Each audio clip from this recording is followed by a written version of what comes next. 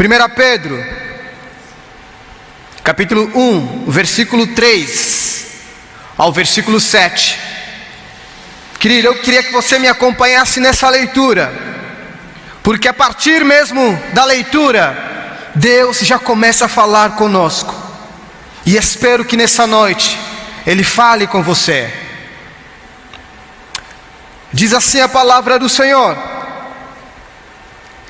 bendito seja o Deus e Pai de nosso Senhor Jesus Cristo, que nos regenerou para uma viva esperança, segundo a sua grande misericórdia, pela ressurreição de Jesus Cristo dentre os mortos, para uma herança que não perece, não se contamina, nem se altera, reservada nos céus para nós, que sois protegidos pelo poder de Deus, mediante a fé, para a salvação preparada para se revelar no último tempo.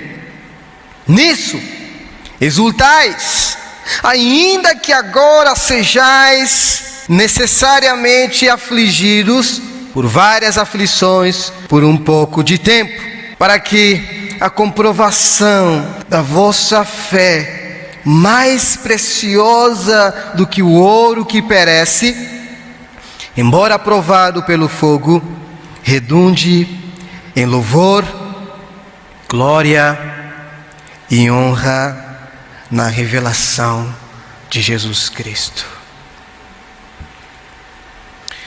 Eu te quero convidar a dedicar a tua atenção na palavra de Deus, pela primazia que Ele nos dá de ouvi-lo nessa noite.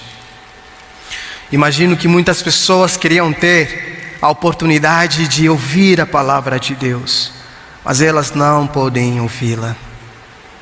Algumas nesse mesmo instante se encontram acamados nos hospitais, sem uma gotinha de esperança, perdidos, entregues ao assombro do desconhecido. Algumas não podem ouvir a palavra de Deus, porque não estão mais entre nós, partiram. Mas hoje mesmo, nesse instante, eu e vocês, os que estão aqui no templo e aos que nos acompanham em casa, podem ouvir a palavra de Deus. Como não dedicar atenção à boa notícia de Deus? Vamos orar. E o meu desejo é que a palavra de Deus nessa noite não fique apenas nos ouvidos, mas que desça ao coração, que encontre a nossa alma, que atravesse as zonas mais obscuras do nosso ser e transforme para a glória do nome de Jesus. Vamos orar, feche os teus olhos. Pai querido, nós queremos ouvir a Tua palavra nessa noite. Já cantamos louvores direcionados ao Senhor, mas agora nós queremos colocar os nossos corações de joelhos diante da Tua presença, para ouvirmos a Tua palavra. Essa palavra que transforma, essa palavra que é vida, essa palavra que nos joga no pó, para que do pó nós possamos renascer em novos seres para a glória do Teu nome. Fale ao meu coração e ao coração dos meus irmãos nessa noite. Permita com que cada um de nós, a partir dessa palavra, encontre a luz de Jesus Cristo. Permita com que cada um de nós, a partir dessa palavra, possa vislumbrar a obra de Deus na história da humanidade. Nos encontramos em uma situação extremamente complicada, decorrente da pandemia. Por isso, Senhor, nós pedimos a Tua graça sobre nós. Tenha misericórdia e compaixão do Teu povo. Queremos ouvir a Tua palavra, porque nós a desejamos. Queremos ouvir a Tua palavra, porque nós amamos. E só podemos amar a Tua palavra quando nós a ouvimos. Por isso, eis-nos aqui, fale conosco, para a glória do nome de Jesus Cristo. Amém. Amém. Meus queridos no Senhor, quero chamá-los a atenção sobre a viva esperança. Há muitas propostas com relação a esse tema, a esse assunto. Não apenas na igreja, mas fora da igreja também. Muitas falas, muitas sugestões sobre a esperança. Especialistas têm trazido propostas com relação a esse tema. Por exemplo, um psicólogo norte-americano chamado Snyder escreve um livro, The Psychology of the Hope, a psicologia da esperança. E nesse livro, ele vai dizer que a relevância da esperança está no contexto do fazer, na capacidade de agir e de atingir os objetivos. E é bem verdade que na mentalidade popular se enxerga a esperança como um mero otimismo, um otimismo a um resultado positivo. E é por isso que se afirma que a esperança é a última a morrer. Ou seja, ela deveria lutar até o seu último suspiro. Mas a pergunta que nós queremos fazer: até que ponto essas formulações nos garantem segurança? Será que nós podemos confiar nessas formulações? Será que nós podemos ter segurança nessas informações que são passadas afora sobre esse tema, sobre a esperança? Nós estamos vivendo momentos muito delicados na história de toda a humanidade. Momentos extremamente confusos, ao mesmo tempo assombrosos, por causa da pandemia da Covid-19. Quantas pessoas foram afetadas? Quantas pessoas foram dizimadas pela pandemia? Os danos são realmente assustadores, principalmente os danos imateriais. A humanidade, de forma geral, geme e chora. E as perguntas que não devemos deixar de fazer são: diante de um mundo tão assustado, o que Deus espera de nós? O que Deus espera de você? Essa é a pergunta que eu carrego comigo mesmo diariamente. Diante de pessoas que se encontram extremamente aflitas, perdidas, sem direção, sem solução, o que Deus espera de mim? O que Deus espera dos seus filhos, do seu povo? Em meio ao caos, qual é o primeiro elemento que a visão da igreja deve atingir? Imagino que de alguma forma você se deparou com alguém que se encontra sem esperança, alguém ansioso, alguém que se encontra na mais profunda angústia e tristeza, alguém que havia sido afetado pela pandemia. Ou talvez você esteja de alguma forma também enfrentando isso. O que Deus quer nos mostrar com tantas lágrimas já derramadas? O que é? Será que Deus quer nos mostrar algo através das lágrimas que nós jamais veríamos com os olhos secos? O que é que Ele quer nos mostrar? Nosso objetivo nessa reflexão é buscarmos entender, a partir das Escrituras, a natureza da esperança viva. Qual é a sua relação com a fé? E quais as suas implicações no cotidiano de cristão, na nossa jornada diária, no nosso dia a dia? Vamos analisar, versículo por versículo, essa porção de texto que nós acabamos de ler. A primeira constatação que eu quero chamar a atenção dos irmãos é que o apóstolo Pedro, ele começa com uma bendição. ele começa bendizendo a Deus. O versículo 13 diz: bendito seja o Deus e Pai do nosso Senhor Jesus Cristo, que nos regenerou para uma viva esperança. A bendição é o ato de expressar alegremente, em cânticos ou em palavras, aquilo que Deus fez e continua fazendo. É falar bem dos feitos de Deus. É falar bem daquilo que Deus tem feito. E para que nós possamos falar bem do que Deus tem feito, é necessário termos a capacidade de vislumbrar a ação de Deus na história.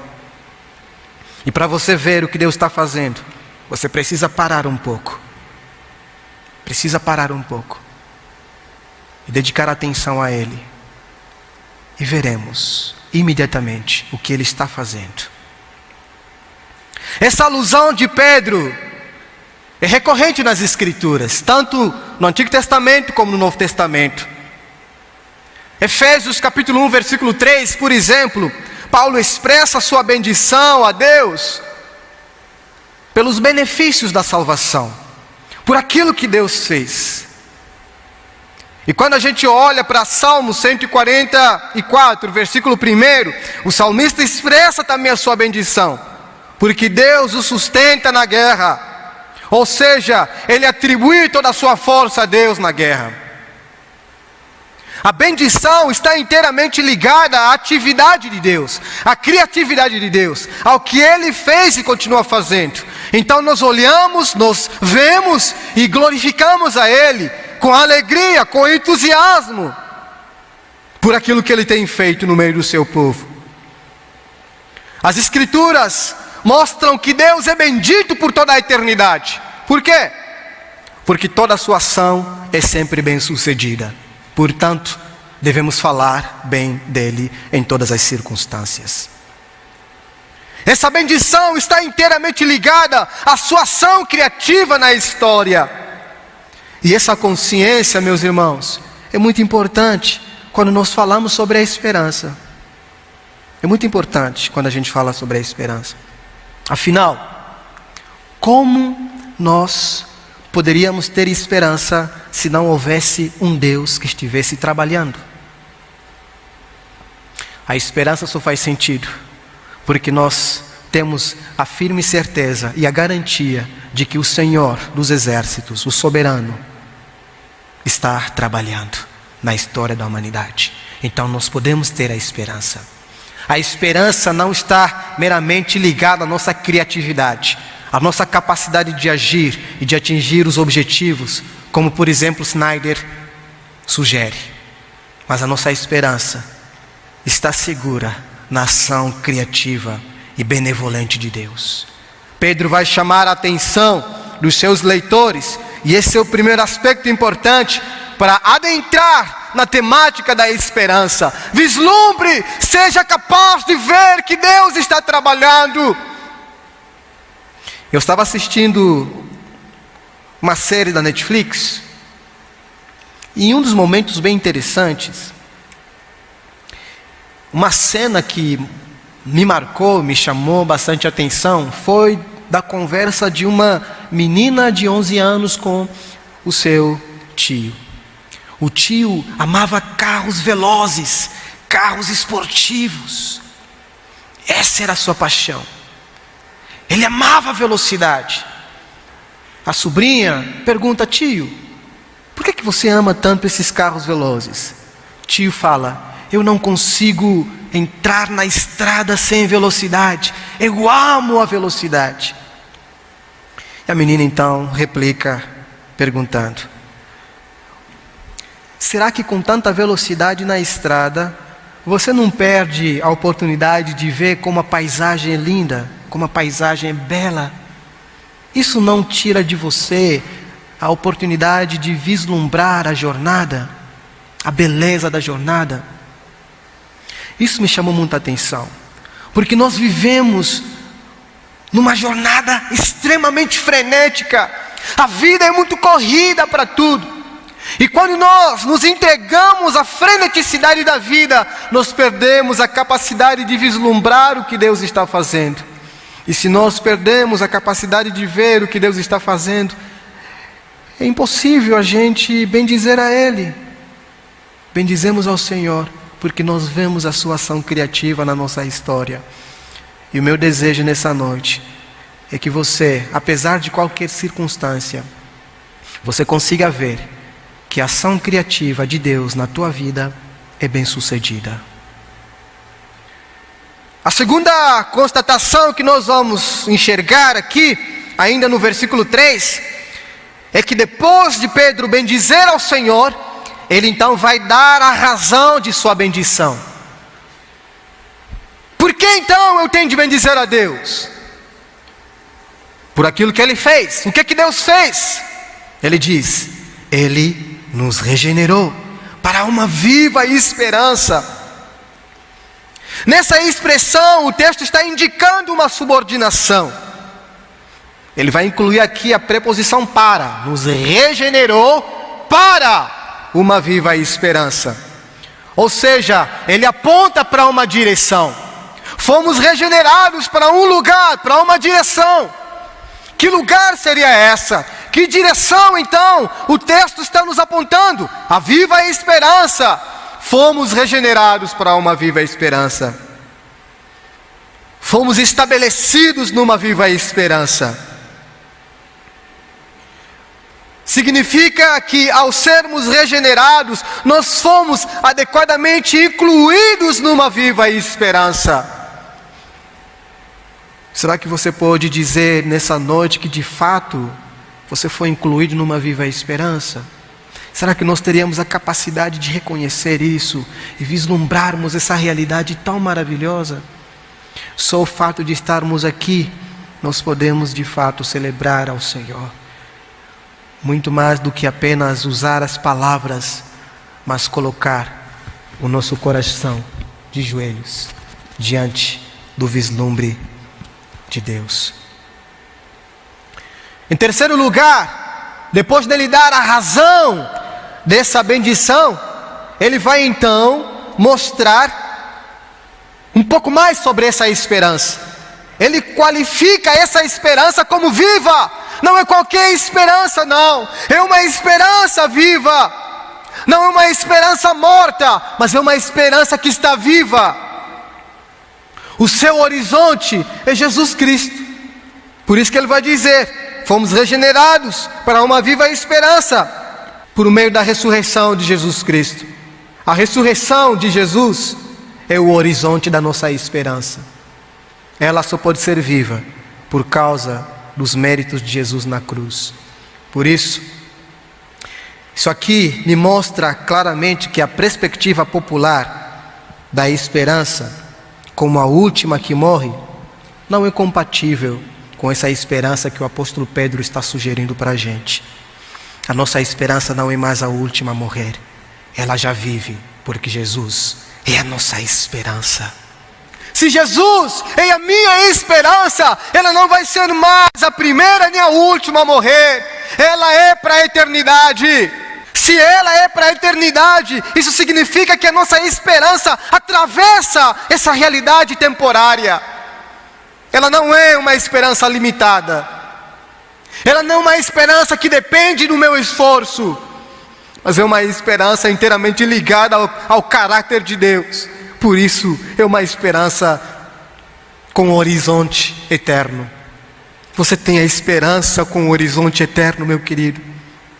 Jesus é a nossa esperança. Alegre-se a Ele, levante-se, louve a Ele com alegria e satisfação. Bendiga o seu nome. Jesus é a nossa esperança. Aleluia. Jesus é a nossa esperança. Eu estava vindo para cá e essa era a expressão do meu coração. Obrigado, Senhor. Obrigado pelos teus feitos. Obrigado porque o Senhor é a esperança. E essa esperança não está morta, está viva. Pedro indica aos seus ouvintes que essa esperança tem suas raízes na cruz. A minha, a tua, a nossa esperança está plantada na cruz. E suas raízes operam para a eternidade. Se a ressurreição de Jesus Cristo é a base da nossa esperança, isso significa que a nossa esperança é apontada para o horizonte da eternidade, para o futuro glorioso. Por isso é uma esperança bem-sucedida. Aqueles que confiam em si mesmos, aqueles que têm a esperança medida a sua ação criativa, a ação própria, serão frustrados. Mas para aqueles que têm a esperança em Cristo, essa esperança será bem-sucedida, porque a obra de Cristo na cruz é uma obra inteiramente bem-sucedida. Isso significa que tudo a nosso respeito, tanto ao que somos e quanto ao que fazemos, tem que contar com o horizonte da eternidade.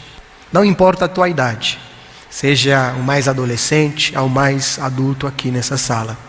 Tudo que você for fazer precisa contar com o horizonte da eternidade.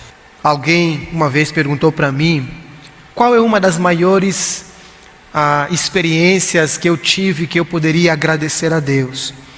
Eu disse para ele, foi o privilégio que Deus me deu quando eu era muito jovem ainda, adolescente.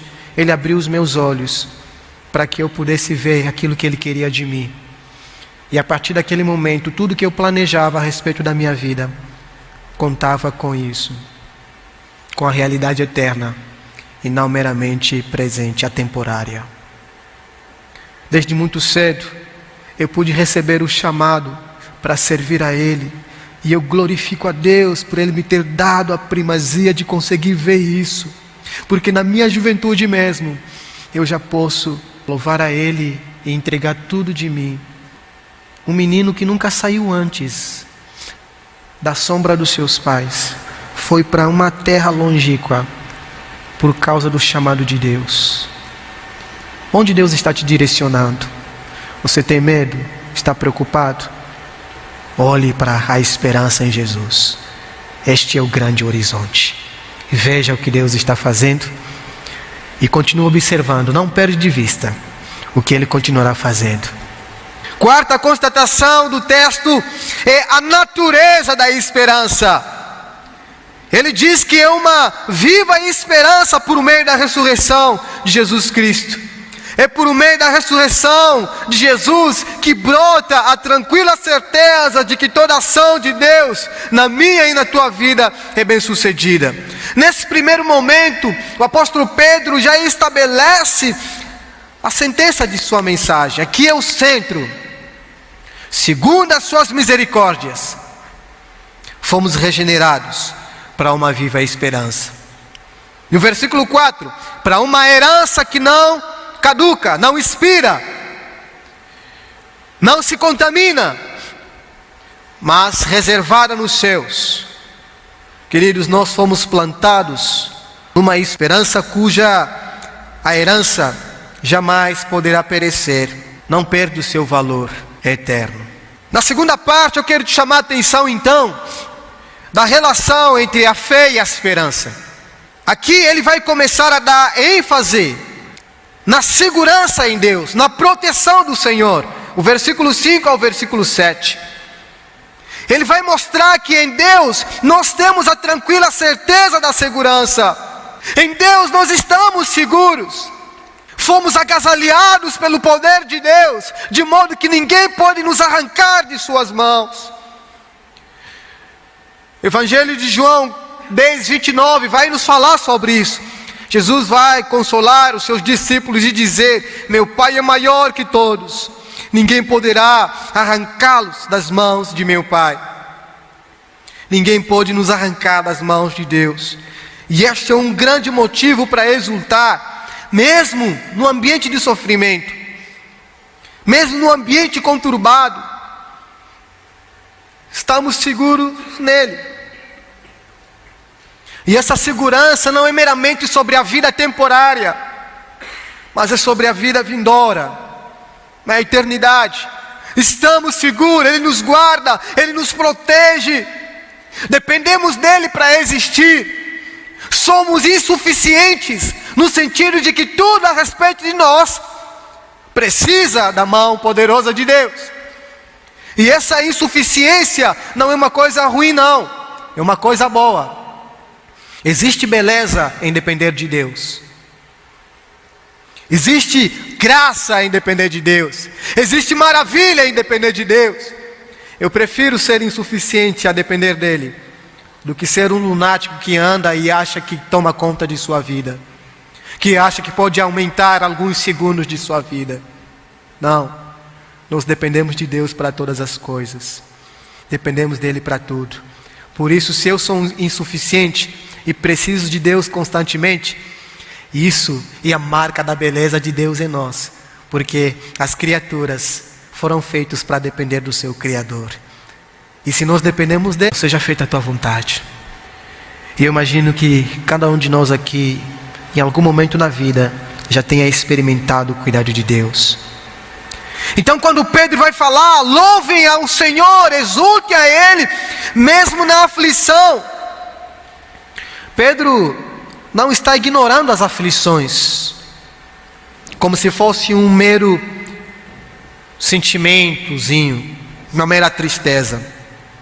Por outro lado, Pedro não vai incentivá-los a se entregarem ao caos, mergulhados na amargura. Não. O ponto central do apóstolo Pedro aqui é que eles devem sofrer, sim, mas aqui entra um detalhe: não como pessoas sem esperança. O maior assombro não é apenas aqueles que sofrem, mas aqueles que sofrem sem esperança. Existe uma grande diferença: sofrer, mas com a esperança no Senhor, sofrer sem esperança. O maior assombro, eu garanto a vocês, é aquele assombro de pessoas que sofrem sem a esperança. Deus, em sua bondade, Ele inclui a alegria em nossa jornada, mas ao mesmo tempo Ele não exclui as aflições. Afinal, como saberíamos que Ele é Pai de todas as consolações? Ele é Pai de todas as consolações porque Ele provou todas as aflições. Ele sabe. Ele permite que os seus passem por aflições temporárias.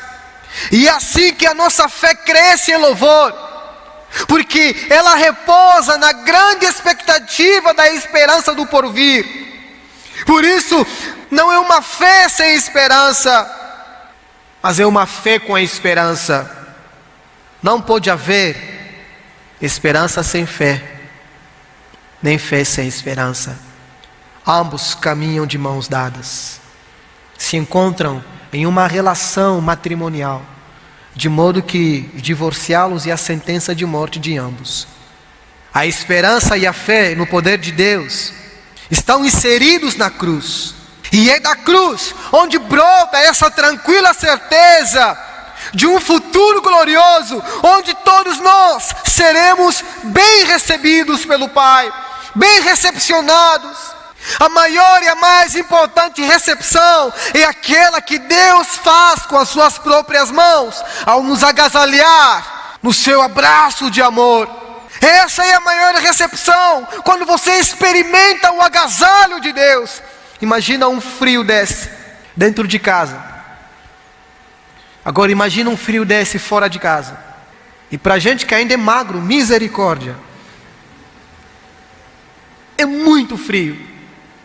Mas na frieza da vida, das tempestades, por meio da graça do Senhor, Ele nos abraça e nos sentimos agasalhados pelo seu amor, pelo seu cuidado. E isso só podemos ter mediante a esperança nele, a confiança nele. Por meio da esperança, os cristãos são motivados a elevarem os seus objetivos à luz de um futuro glorioso. Eu gosto muito da fala do Dr. Shedd. Vocês devem conhecer o Dr. Shedd, que está na glória do Pai. Ele diz que a esperança é a realização do futuro numa prévia certeza que invade o presente. Você crê, confia no futuro glorioso de Deus, mas essa crença, ela invade o seu presente, ele invade a sua jornada, ele invade a sua vida. Sabe quando você assiste um filme, uma série, e a cena é tão impactante que você esquece que você está ali, você se sente parte do filme. Você acha que você também está lá no filme, está acontecendo de verdade. Você começa a chorar, você chora junto com a pessoa que está chorando, dando até a sensação de querer abraçar. A gente se sente tão parte da cena que a gente esquece que é TV, é uma cena, é tudo um teatro. A esperança no Senhor deve invadir a nossa realidade presente da mesma maneira, de modo que a nossa jornada é totalmente afetada pela esperança viva no Senhor. Por meio da esperança, os cristãos são equipados com as asas para a vida vindoura. Porém, essas asas são colocadas na prova aqui na terra, para aprendermos a usá-las em ambiente hostil, em ambiente tão difícil. A esperança no Senhor nos proporciona asas, mas essas asas são colocadas à prova. A gente precisa aprender a voar.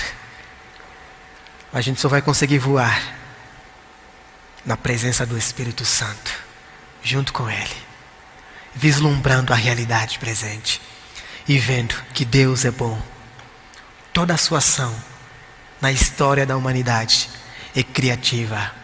Se você fizer um mapeamento de tua história, você vai perceber como Deus é criativo na tua história, na tua vida, na tua família. Cada detalhe não pode ser perdido. Veja o cuidado de Deus, até em mínimos detalhes. Às vezes nós queremos ver aquele agir de Deus extraordinário, porque a gente só gosta do extraordinário. Esquecemos a beleza da simplicidade. Deus também age na simplicidade, e a gente só vai poder perceber em mínimos detalhes. Os detalhes pequenos, quando você senta na mesa para comer junto com a família.